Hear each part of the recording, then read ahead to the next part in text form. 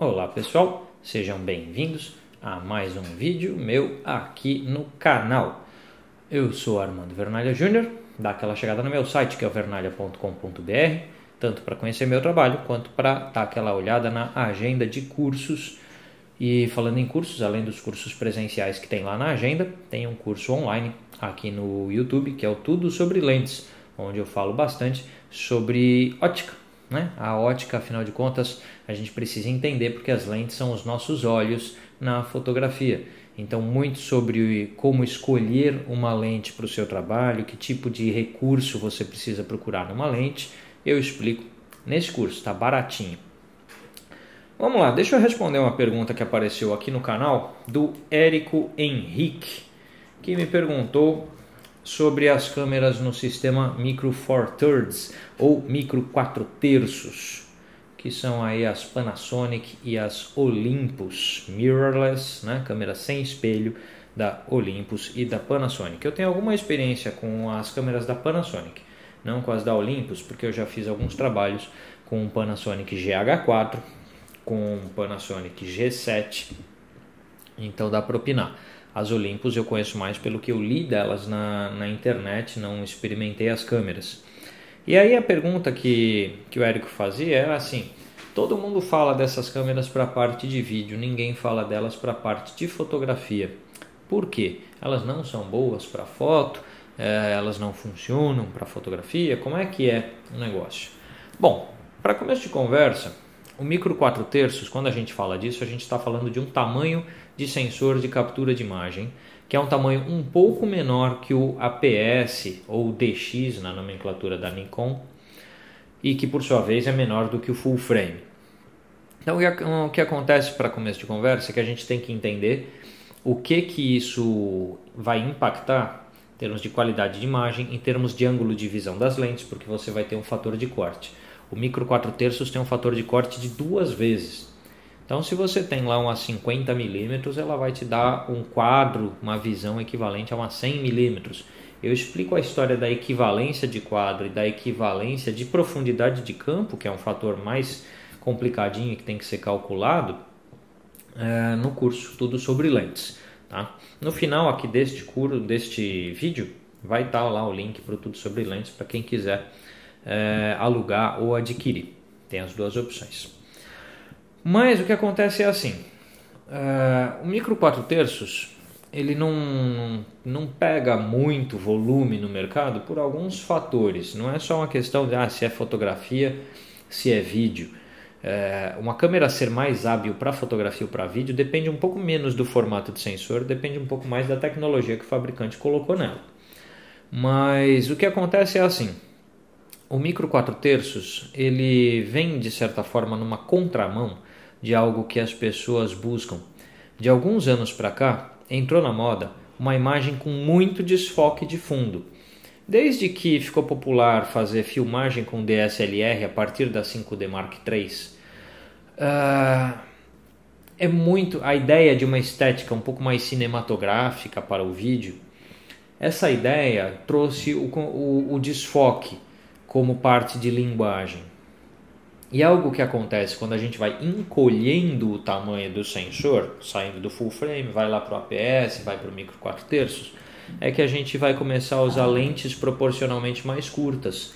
Então, se o fator de corte do Micro 4/3 é de 2 vezes, para ter o campo de visão de uma 50 mm, eu uso uma 25 mm. E uma 25 mm tem muito mais profundidade de campo do que uma 50. Tendo mais profundidade de campo em mesmas aberturas, eu tenho menos desfoque. Tendo menos desfoque, eu estou indo contra uma tendência estética do momento, que é de ter mais desfoque. Esse é um primeiro ponto.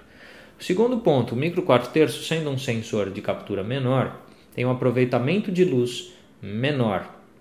E a gente vive um momento também onde muitos fotógrafos buscam uma estética com menos luz de flash, por exemplo, numa cobertura de eventos, menos luz de flash e mais captação da luz do ambiente. E isso pede um uso de ISO bastante alto. ISO bastante alto se beneficia de um sensor maior como o full frame, e é um pouco contrário ao que você vai conseguir num sensor menor como o Micro 4/3. Então, de alguma forma, o micro 4/3 ele vai contra algumas tendências atuais da fotografia, tanto no uso do desfoque quanto no uso de um ISO bastante alto.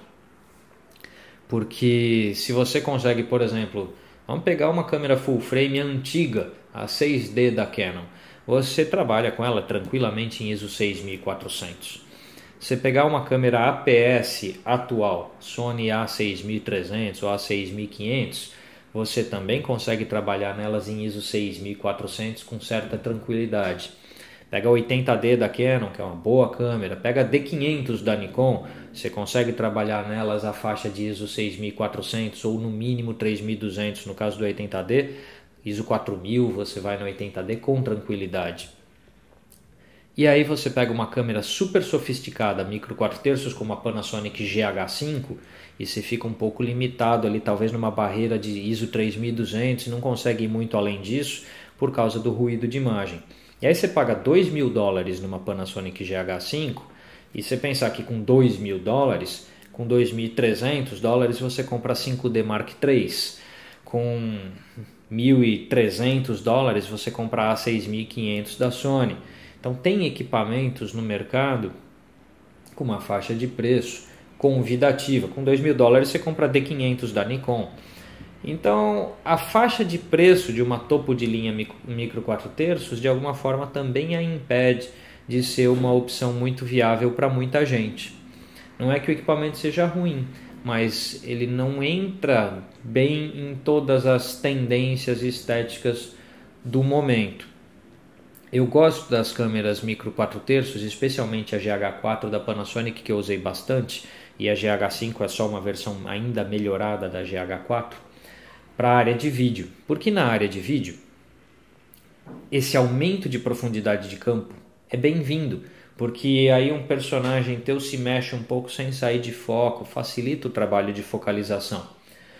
E esse aspecto eu acho interessante. E num trabalho de vídeo que você possa iluminar, você não está com o problema do ruído de imagem e do ISO. Agora, quem faz vídeo em eventos tende a preferir uma câmera full frame, aí coloca lá uma 5D Mark III com Magic Lantern, sai gravando em RAW, ou pega as novas Sony full frame, aí a 7S2, a 7R2, e aí você tem um alto desempenho em termos de luminosidade, para depender menos de carregar um parque de iluminação para o evento. Então, de alguma forma, assim, o sistema micro 4/3 ele esbarra inicialmente no próprio tamanho, que o limita em desempenho de ISO e o limita em qualidade e volume de desfoque. Esses são aspectos que interessam para fotógrafos. Aí você compra, por exemplo, tem uma 25mm de abertura 1.7, só que ela te dá o comprimento focal equivalente de quadro a uma 50mm de abertura 3.4. E aí você pensa, poxa, se eu comprar uma full frame antiga da Canon como a 6D ou uma D610 da Nikon, compro lá uma 50mm baratinha de abertura 1.8 e eu tenho um tremendo de um desfoque de fundo e eu não consigo esse desfoque usando uma micro 4/3 que está me dando a profundidade de campo equivalente a 3.4 só de diafragma. Então, de alguma forma, o sistema esbarra nessas limitações. Eu gosto muito das câmeras da Panasonic, elas são muito bem feitas. O controle por touchscreen responde bem, o sistema de autofoco para vídeo funciona até bacana na GH4 e dos testes que eu vi da GH5 funciona bem. Funcionamento por aplicativo para você controlar o foco à distância é bom. O recurso slow motion, 4K delas, se eu comparar com a Sony, tanto o 4K quanto o Full HD da Panasonic é melhor do que o que você tem na 6300, por exemplo, da Sony. E imagem mais nítida, mais detalhada, só que muito limitado em termos de desempenho de ISO. Não é que é ruim, não. Você trabalhar em ISO 3200 é bom pra caramba, já comparado com o que era 5, 7, 8, 10 anos atrás, em que você não podia nem sonhar com isso aí. Mas para o mundo de hoje, em que com $2.000 você tem um mundo de equipamentos disponíveis no mercado, só aquelas pessoas que precisarem muito de recursos específicos que uma GH5 tenha, é que vão pensar em investir nela. Então ela fica mais para um nicho de mercado e não para um grande volume de vendas. Tá joia? Mas são boas câmeras, tá? Então dá para fazer fotografia com uma Panasonic GH5 ou com uma, por exemplo, a G85, que tem 16 megapixels, dá. Ela custa $1.000. Mas aí você pensa, se você quer uma câmera para fotografia a $1.000, você pode pensar na 80D da Canon. E aí você tem uma câmera de 24 megapixels contra 16, com um sensor um pouco maior, com desempenho de ISO melhor e com um sistema de autofoco melhor também, que o sistema da Canon é melhor que o da Panasonic nisso. Então, de alguma forma, fica difícil justificar como câmera fotográfica. As Olympus, por exemplo, a OMD EM1 Mark II da Olympus é uma câmera fotográfica com boa fama. Eu não a testei para emitir uma opinião, mas o sistema de focalização dela é bem eficiente, é uma câmera bastante rápida, só que também na faixa de $2.000. Aí você pensa, bom, como câmera fotográfica, eu prefiro essa ou eu prefiro de repente uma D500 da Nikon? Se eu tiver que escolher 1000 vezes como câmera fotográfica entre uma Olympus OMD aí, micro 4/3 e uma Nikon D500, as 1000 vezes eu vou escolher a D500, porque ela vai ser mais eficiente. Não tem muito, principalmente nas condições de baixa luz, não tem muito como discutir isso. Tá bom, pessoal? Então, o pessoal que me perguntou aí de micro 4/3, eu acho um sisteminha bacana, mas você precisa de luz. Não é um sisteminha para todas as ocasiões, não. Se você vai trabalhar no escuro, você já vai ter algumas dificuldades, tá? Com qualquer marca que use esse sistema. Quando a luz é pouca, já é às vezes difícil trabalhar com uma câmera APS, que o sensor é um pouco maior, o que dirá com uma micro 4/3. Como toda mirrorless, elas sofrem também com um pouquinho de perda de desempenho de autofoco conforme vai ficando escuro.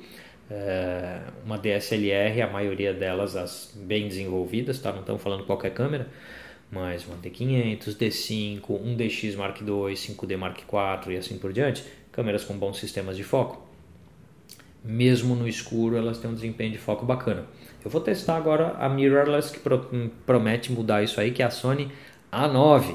Vamos ver se ela muda esse cenário. As mirrorless anteriores têm um pouco de dificuldade de focalização no escuro. Isso vale para essas micro 4/3. Beleza, pessoal? Era isso que tinha para dizer. A gente se vê no próximo vídeo. Até mais!